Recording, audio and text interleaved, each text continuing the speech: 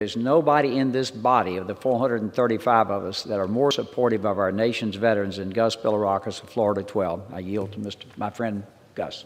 The gentleman from Florida is recognized. Thank you, Mr. Ranking Member.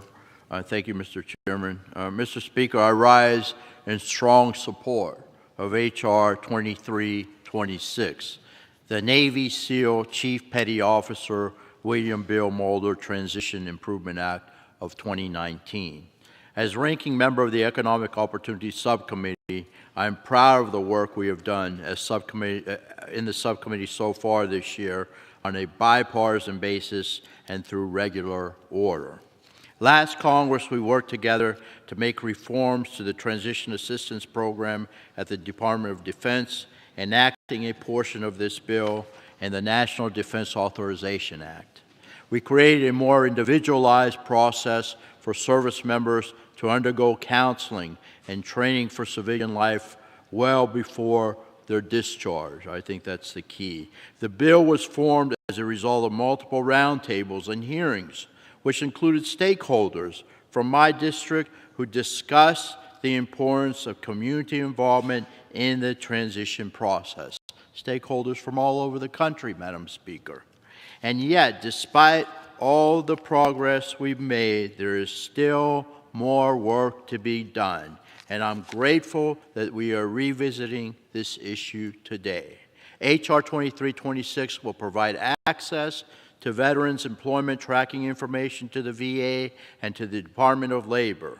It will also reestablish a pilot program for an off-base TAP program for veterans and their spouses made available at locations such as local high schools and community centers. I think it's so important to include the spouses, Madam Speaker. H.R. 2326 would also create a 5-year grant program at the VA for qualified community organizations that provide innovative transition assistance services to veterans.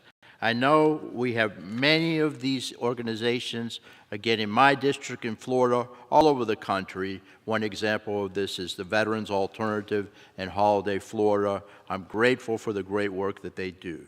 Finally, this bill would require the VA, DOD, DOL, and SBA to coordinate their efforts to conduct a 2-year independent assessment and curriculum review of TAP and the transition process, as well as a 5-year longitudinal study on the effectiveness of these TAP changes. I'm glad to see the bill being taken up today, again, by my friend and subcommittee chairman, Mike Levin, who I have gotten the pleasure to know this year.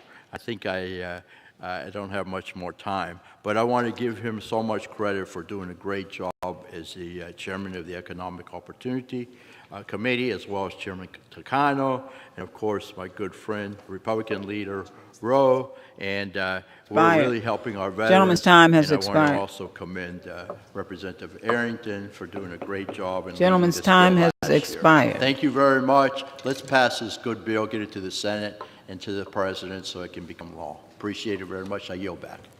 Gentleman yield.